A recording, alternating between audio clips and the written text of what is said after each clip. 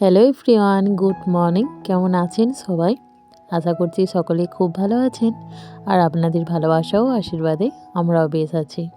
এখন বাজে সকাল ওই 6টার মতো। আর এখন থেকে আমি আমার ব্লগটা স্টার্ট করলাম। আজকের দিনটি হলো সরস্বতী পুজোর দিন। সেই যে আগের দিন রাত্রেবেলায় হসপিটালে গিয়েছিলাম, মানে জামাইবাবুর প্রচণ্ড শরীর খারাপ হয়েছিল। তো আসতে প্রায় রাত 10টা বেজে গিয়েছিলো। দিয়ে এসে পর সমস্ত জামা কাপড় তো ভিজিয়ে দিয়েছিলাম, প্লাস নিজেরাও আর কি স্নানটা সেরে নিয়েছিলাম। অনেকটাই রাত হয়ে গেছিলো, তো সেই জন্য চুলও শোকায়নি আর জামা কাপড়ও শোকায়নি। এই উঠোনের মধ্যেই জামা কাপড়গুলো ছিল, এগুলোকে আর তুলিনি। রাত 10টার সময় যদি মেলি আর কীভাবেই তুলবো বলুন, তাই ভেবেছিলাম যে উঠোনের মধ্যেই থাক। তো আমার হাজব্যান্ড বলেছিল তুলে নেওয়ার জন্য। আমি বলেছিলাম না, কেউ নেবে না, থাক হোক, ফাঁকা, আমাদের তো ফাঁকা ঘর না। তো সেই জন্যই বলেছিল যে তুলে রাখার জন্য। আমি বললাম যে না থাক, কিছুই হবে না। তো যাক, এখন সকাল হয়ে গেছে আর যেহেতু আজ পুজো আর প্লাস বাড়িতে রান্না, সেই জন্য হয়তো একটু তাড়াতাড়ি উঠলে আরোই ভালো হতো। আসলে ছেলে টিউশন থাকলে একটু তাড়াহুড়োর মধ্যেই উঠি, আর আজকে তো পুজোর দিন, তো ছেলে টিউশনি নেই, তো সেই জন্য আর কি এই উঠছি করে অনেকটাই দেরি করে ফেলেছি। তো যাক, কী আর করা যাবে, একা হাতে সমস্তটাই সামলাতে হবে। মা তো বাড়িতে নেই, ওইটাই একটা সমস্যা। কারণ একা হাতে এত কিছু করা সবটাই আর কি একটু কষ্টের হয়ে যাবে ঠিকই, তবে একটু কষ্টের। তো যাক, তারপর দেখুন আমি এখন দুয়ারে গোবর দিয়ে ভালো মতো করে সবটা ঝাঁট দিয়ে নিচ্ছি। আর যেখানে আমাদের মনুসোনা বাঁধা থাকে সেখানটা একটু পরিষ্কার করে দিলাম, কারণ ওকে তো একটু পরেই বের করে দেবো। তো সেই জন্য আর কি ভালো মতো করে ঝাঁট দিয়ে নিলাম, তার সাথে গোটা উঠোনটাও আর কি ঝাঁট দিয়ে নিলাম। এদিকে দাদা বেরিয়ে গেল। দাদা বলতে আমার ভাসুর ঠাকুর আর কি। তো উনি তো এখানে থাকেন না, রাঁচিতে থাকেন। অনেক দিন আসেননি, তো ওই জন্যই সরস্বতী পুজোর সময়তেই আর কি এসেছে। বাড়িতে রান্না ফান্না থাকে, যে মানে বড় মা, তারপরে জ্যাঠামশাই সবাই বলেছিল যে পুজোর সময় আসবি, তো সেই জন্যই আর কি ছেলেদের নিয়ে এসেছে, ছেলে মেয়েদের নিয়ে আর কি এসেছে। তো যাক, অনেকটাই ভালো লাগছে, অনেক দিন পরে এসেছে। তো এদিকে দেখুন মাছের ভাগ আমাদের চলে এসেছে। তো তখন আর কি দাদাকে বলছিল আমার হাজব্যান্ড যে মাছের ভাগটা হয়েছে নাকি দেখ। তো ওটা অবশ্য অন্য পুকুরের ছিল। তো দেখুন মাছটা চলে এসেছে। এখন একটু বাসনগুলো নিয়ে আমি পুকুরে ভিজিয়ে দিয়ে আসলাম। তো তারপরে আমি সমস্ত জামা কাপড়গুলো নিয়ে আর কি ছাদে চলে যাব মেলার জন্য। কটা উঠোনে যদি এভাবে জামা কাপড় মেলা থাকে একটু কেমন লাগে, তাই না? তো ভাবলাম ওই জন্যই আর কি ছাদে দিয়ে আসি। তো বিশেষ করে আবার সকালবেলা, সকালে যদি গোটা উঠোনটা ভর্তি থাকে, এদিক ওদিক পেরোতে কাজগুলো সারতে যেন একটু বিরক্তিকরই লাগে। তো ওই জন্য দেখুন পুরো উঠোনটা ফাঁকা করে দিলাম, একদম ছাদে চলে এসেছি সমস্ত কাপড় জামাগুলো মেলার জন্য। তবে জানেন তো, একটা কিচ্ছু শোকায়নি, মানে সোয়েটারগুলো তো একদম জলটাও ভালো মতো ঝরেনি। তো কাপড়গুলো জলটা ঝরে গেছে, হয়তো আরেকটু রোদ পেলে একটু মানে তাড়াতাড়ি শুকিয়ে যাবে। আর কী পরিমাণে কুয়াশা দিয়েছে দেখেছেন? যাচ্ছে তাই কুয়াশা, মানে যত বেলা হচ্ছে কুয়াশা যেন বাড়ছে। তো যাক, কী আর করা যাবে, কুয়াশা কাটিয়ে নিশ্চয়ই রোদ উঠবে। তো যাক, তারপরে দেখুন আমি সমস্ত জামা কাপড়গুলো ভালো মতো করে আর কি মেলে দিলাম। তো তারপরে মোজা, আমার হাজব্যান্ডের টুপি সমস্তটাই মেলে দিচ্ছি। আর ছাদের মধ্যে কিছু ঘুঁটেছিল, তো সেইগুলোকেও আর কি একটু উল্টে দিলাম। তো এখন সমস্তটাই আপনাদের দেখিয়ে দিচ্ছি। এইগুলো দেখুন সমস্তটাই মেলা হয়ে গেছে, আর কুয়াশাটা দেখতে পাচ্ছেন কী পরিমাণে দিয়েছে। তারপর ছাদ থেকে নেমে এসে আমাদের মনুসোনাকে বের করে দিলাম। তো আমাদের মনুসোনাকে আজকে বের করতে অনেকটাই বেলা হয়ে গেছে। মনুসোনা একদম ছটফট করছে বাইরে বেরোবার জন্য। তো যাক, ওকে বের করে দিলাম। এখন আর কি খড় দিয়ে নিচ্ছি।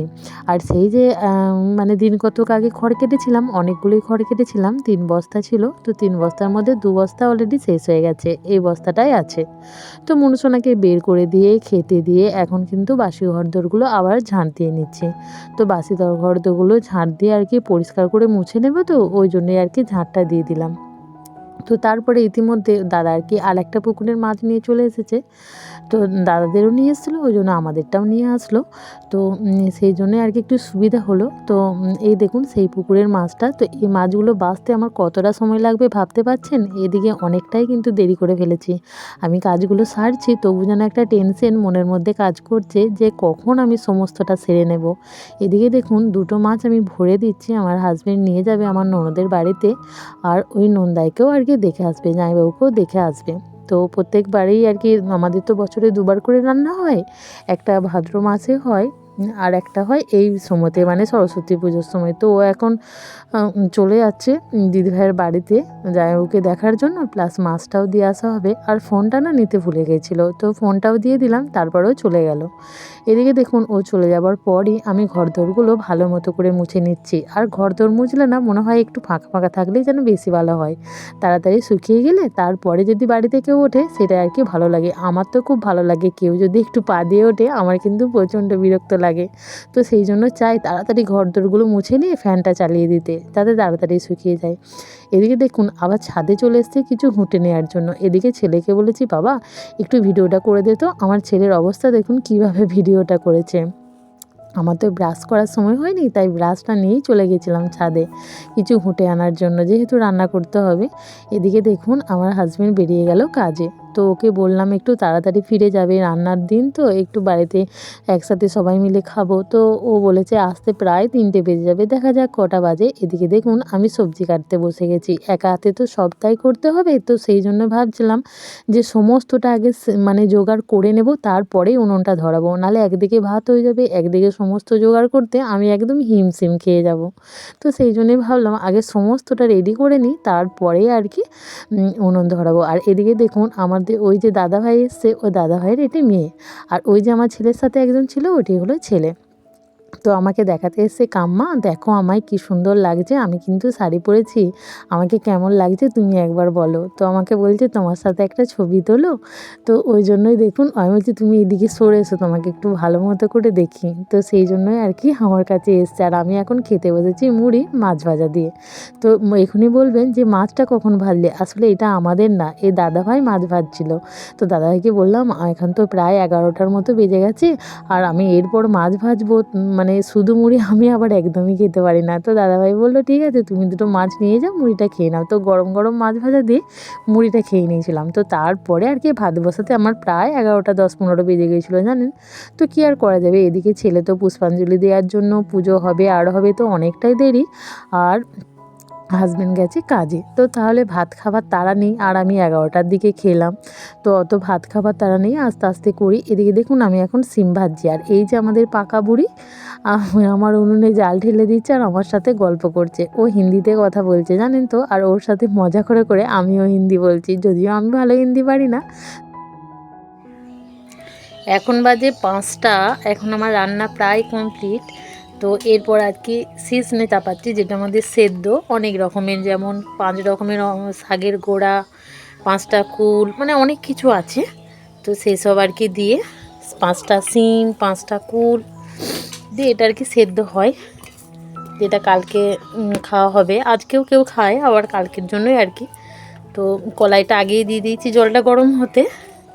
আর এগুলো এখন এই ধুয়ে নিয়ে আসলাম, গুড় আলু, আলু, সিম, বেগুন, 5 রকমের কলাই। এখন অনেকটা সময় পার করে ফেলেছি, প্রায় বিকেল 5টা তো পেরিয়েই গেছে। তো তারপর দেখুন এই যে আমার যা আর জায়ের মেয়ে আর দাদাভাই যাতে সবাই মিলে আর কি আমার নন্দাইকে দেখতে। মোটামুটি ওদের রান্নাও কমপ্লিট হয়ে গেছে, বাকিটা বড় মা করে নেবে। তো ওরা চলে গেল আর কি নন্দাইকে দেখতে। তো তারপরে দেখুন এদিকে আমার রান্না তো আপনাদের সাথে কিছুই শেয়ার করা হয়নি, তো একবার দেখিয়ে দিই চলুন। এটা হচ্ছে চচ্চড়ি, তারপরে ছিল মাছের ঝাল, আর ছেলের জন্য দুটো মাছ ভাজা রেখেছিলাম, আর ছিল টক, ফুলকপি আলুর ঝোল, বাঁধাকপির তরকারি, আর এই যে 3 রকমের ভাজাভুজি। তো ভাজাভুজির মধ্যে ছিল আলু ভাজা, বেগুন ভাজা, সিম ভাজা। আর এই যে জামবাটির মধ্যে যে ভাত কটা, এটা দুপুরে রান্না হয়েছিল। তো দুপুরে যে কটা ভাত বেঁচেছিল তো সেটা আর কি এই বাটির মধ্যে রেখে দেওয়া হয়েছে। আর যে কালকের জন্য যে রান্নাটা হবে, তো রাতের ভাতটা একসাথেই করে নেব। তো দেখুন আপনাদের সাথে সমস্তটাই শেয়ার করলাম যে কী কী তরকারি করেছি। তো একার মধ্যে যেটুকুই পেরেছি আর কি। আর সেই যে জামা কাপড়গুলো আমার ছিল, সেই জামা কাপড়গুলো তুলে এনে জড়ো করেই রেখেছি জানেন, গোছ করতে আর সময় হয়নি। আর এদিকে মেশিনে এসছে কত সেলাই জানেন, এই দেখুন এখানে গাদা পড়ে আছে, মেশিনের মধ্যে আছে, কখন যে কী করব কিছুই বুঝতে পারছি না। আর এদিকে দেখুন ওরা চলে এসেছে, মানে আমার নন্দাইকে দেখে চলে এসেছে। তো তারপর ওদের 3জনকে নিয়ে একটু ঠাকুর মন্দিরে গেলাম। আপনাদেরকে তো দেখাতেই পারিনি আমাদের মানে সরস্বতী মাকে, কাজের ফাঁকে তো একদমই যেতে পারিনি, এত ব্যস্ততার মধ্যে ঠাকুর মন্দির দিয়ে আসতেই পারিনি জানেন, দুপুরে পুজোর সময়তেও একবার আসতে পারিনি।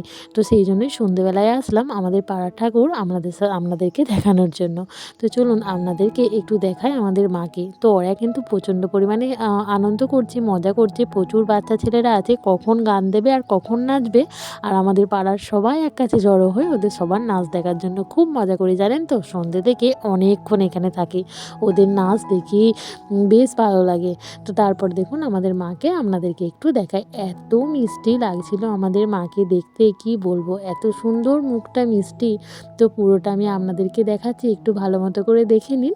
তো আর এখানটা সাজিয়েও ছিল খুব সুন্দর, জানেন তো, বেলুন দিয়ে ফুল দিয়ে খুব সুন্দর সাজিয়েছিল, যেটা দেখতে খুবই ভালো লাগছিল। তো আপনাদের সাথে অনেকক্ষণ ধরে বকবক করলাম। আমার বকবকানি আপনাদের কেমন লাগলো অবশ্যই কিন্তু কমেন্টে জানাবেন। আপনাদের একটা কমেন্ট আমাকে অনেক অনেক অনেক মানে সাহস দেয় আবার নতুন নতুন ভিডিও তৈরি করার জন্য। তো আজকের মতো এখানেই, দেখা হচ্ছে পরের দিনে একটি নতুন ভিডিও নিয়ে। ততক্ষণ আপনারা সুস্থ থাকুন।